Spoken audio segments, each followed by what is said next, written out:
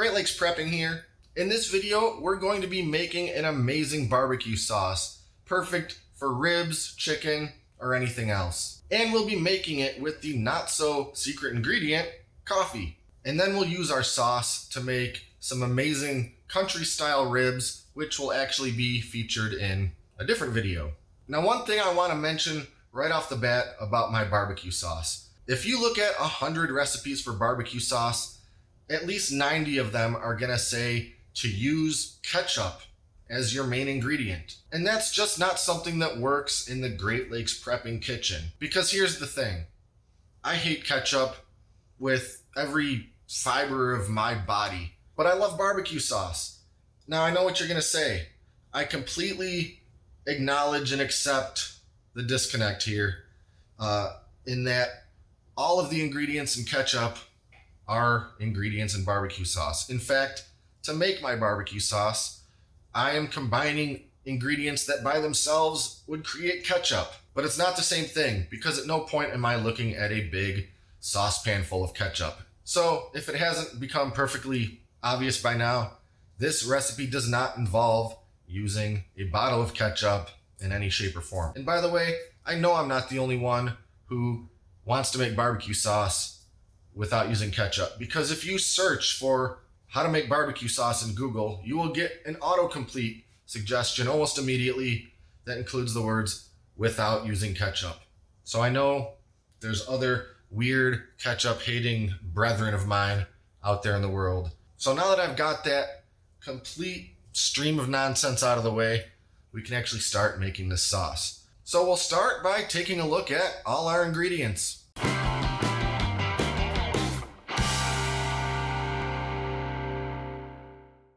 So let's take a look at all the ingredients. First up, we have tomato puree. Now you can use puree that you've made from your own tomatoes, but for today, I just bought this can of it, pre-made. And if you can't find a can of tomato puree, you can also use tomato sauce. But I would caution to avoid getting a can of tomato sauce that says something like with added Italian herbs, just because it's going to end up making your sauce taste a little closer to something like a pasta sauce. You don't need those particular herbs. So just pure tomatoes in puree form. Next we have molasses, honey, brown sugar, dark or light will work. I think dark is better. Next we've got some liquid smoke, and I'm using the kind that says mesquite, but really any of the liquid smokes are gonna work fine. Then we've got some distilled white vinegar. I know a lot of people like to use apple cider vinegar for their barbecue sauces. I personally don't really prefer that slightly fruity flavor that the apple cider vinegar brings to this particular type of recipe. So I'm just going with white vinegar.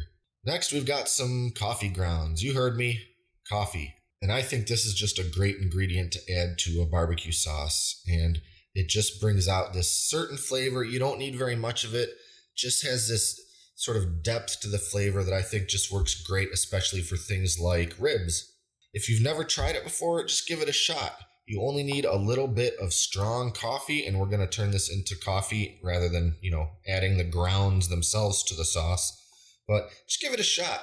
Next, a little bit of Tabasco sauce, although you could use whatever hot sauce you prefer. I like Tabasco. And then we've got some A1 steak sauce.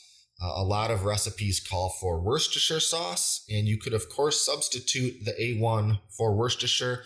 I think the A1 has just a little bit of a better flavor for a barbecue sauce than just plain Worcestershire, but it's completely up to you. And then we've got our dry spices. That's garlic powder, onion powder, kosher salt, and black pepper. Now to make this, it pretty much involves just mixing all these ingredients together and simmering it on the stove, with the exception of the coffee grounds, which I'm going to prepare next before I do anything else, so I'll show you how I do that. This part couldn't be simpler. All we're doing is essentially making some very strong coffee and only a little bit of it. So what I'm going to do, since I want coffee stronger than what any of my coffee makers can make, I'm going to bring about 1 cup of water just about to a boil, and While it's heating up, I'm going to add my coffee grounds. Give them a quick stir. And this right here is, like I said, just about 1 cup of water with about 1/3 of a cup of coffee grounds. Use whatever kind of coffee you like. A bowl to roast, I think, works the best.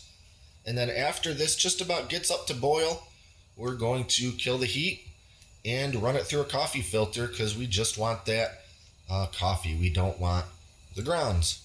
And nothing works quite as well for filtering coffee than the actual parts to my Bunn coffee maker. So we'll just pour this right on in and let it sit here and drip for a few minutes, because all we really need is about 1/4 of a cup of that strong coffee. All right, we got our coffee finished, and now we're just going to start adding ingredients to a medium saucepan. And we'll start with 1 3/4 cups of the tomato puree. Next is 1/4 cup of molasses, 1/4 cup honey, 1/4 cup of our brown sugar.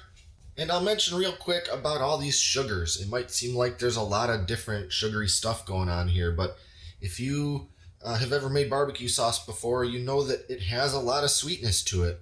And the great thing about making it yourself is you can control what that sweetness is.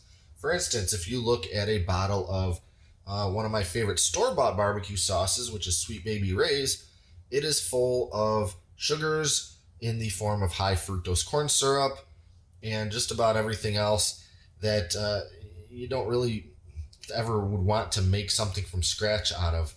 And while we want that sweetness and the flavors that it brings, we're not going to sit here and use high fructose corn syrup in our homemade barbecue sauce.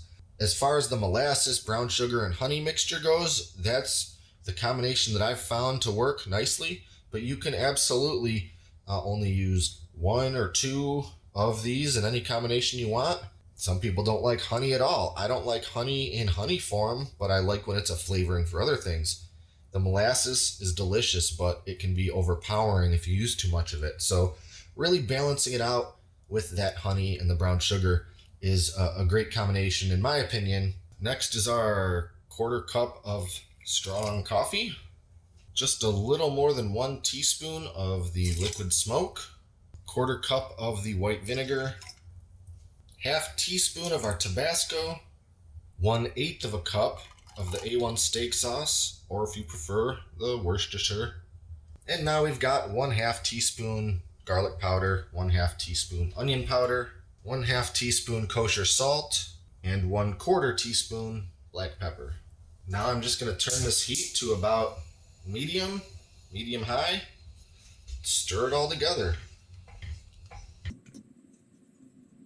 I'm going to mix it really well, and then we're going to let it just about get to the point of bubbling, and then reduce the heat to a very low simmer. Now in its current form, it's pretty liquidy, and that's definitely not what we want for our final product. So pretty much from here on out, the only thing we have to do is let this simmer and reduce until it's about the consistency we want. I'll mention that with many of the store-bought sauces, if not all of them, they use thickeners. Sometimes tomato paste, sometimes cornstarch, and all the other things that they add to make it completely smooth and absolutely consistent. And that's just not what we're going to get out of our homemade sauce. It's going to be, smooth and rich and delicious and just as thick as we want, but it's not going to seem almost artificially so. So I won't leave this video running for the entire time. I'll check back in a couple times as this thing begins to reduce, and we'll see how it's coming along. So it's been simmering so far for about 10 minutes, and we've still got a long way to go. This needs to thicken up probably about maybe even as much as 50% from where it's at here. What I'm looking for is when I dip my spoon in it, it pretty well sticks to the spoon and doesn't run right off. And for the batch I made earlier that was just like this one, we're looking at probably about 45 minutes in total of simmering. And then of course we'll put it in a jar and that goes in the fridge. And it'll thicken up even more once it gets cold. And that's not a problem because it's going to end up getting heated back up when we cook with it. So really, I like to go about as thick as I think I can go before it would actually be difficult to get out of the jar after it's refrigerated. So something that'll still kind of pour out or I can scoop out with a spoon. But we'll check in a little while and check on the progress here. So we're at about the 20-minute mark and it's still just simmering away. I can definitely see that it's starting to get a little thickened up as this thing's bubbling. And I'll reiterate that you want to have a very low simmer. And you also want to stir it very frequently because the last thing you want is for any of it to scorch or burn to the bottom of the saucepan. This is a very sort of sugar-rich sauce, and those sugars, while you want them to get nice and cooked and integrated in here with the sauce, you definitely don't want to leave them sitting on the bottom of a pan that's too hot for too long because it'll burn and it'll ruin your entire sauce. So we'll let this keep going a while longer and check in a few more minutes.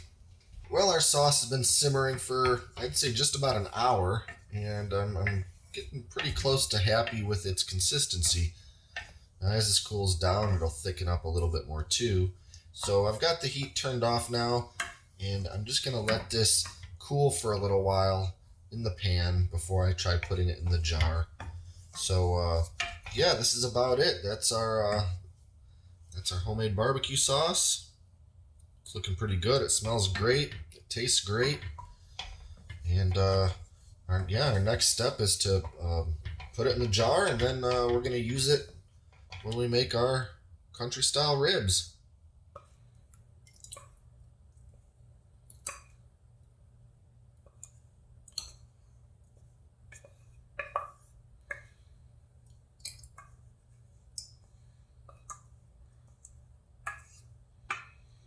So that's it. It's all set and ready to use. Now I'll mention that because this is all fresh stuff made from scratch without any of the preservatives and other stuff, you should refrigerate it. It has to be refrigerated until you're ready to use it, and it'll be okay to use for a couple weeks. I probably wouldn't go really much longer than that, but I made it fresh for a dish that I'm pretty much making right now, so that's not going to be a problem for me.